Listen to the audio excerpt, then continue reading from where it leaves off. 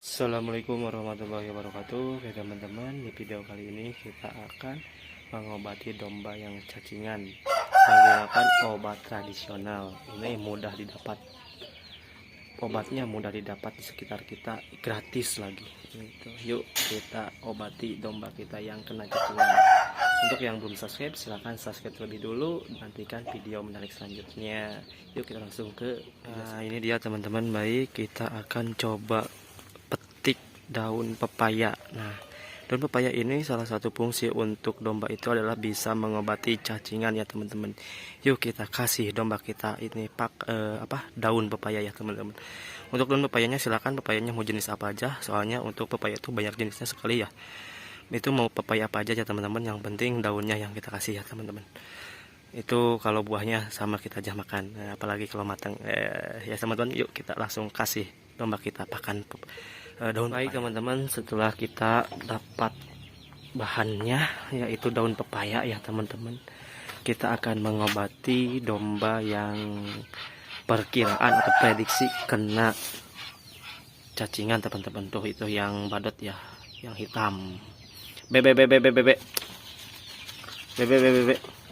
Nah, biar sini.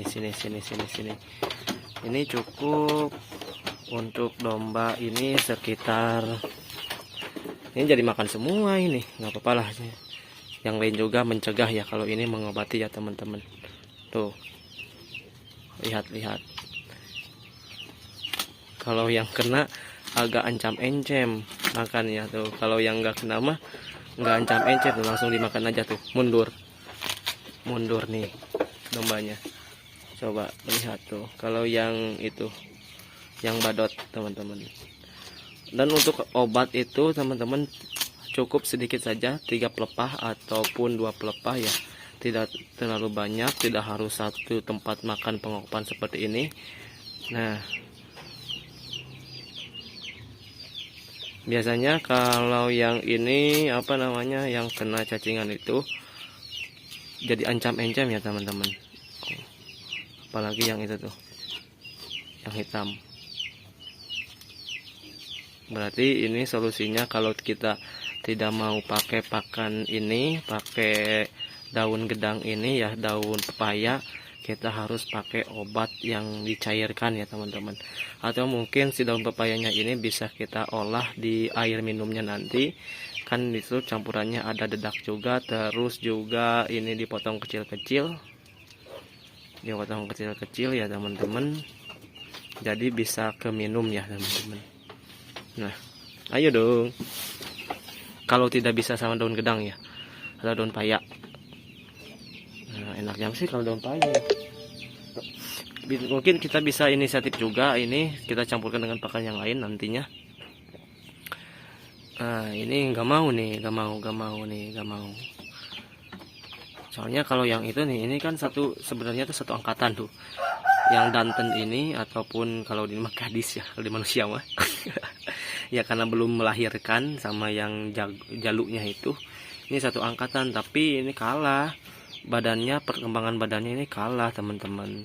Kalau masalah dimakan untuk makan pakan fermentasi ataupun makan rumput biasa, itu sama-sama gitu, rakus berakus. Tapi ini perkembangan tubuhnya itu loh, jadi sedikit berbeda teman-teman.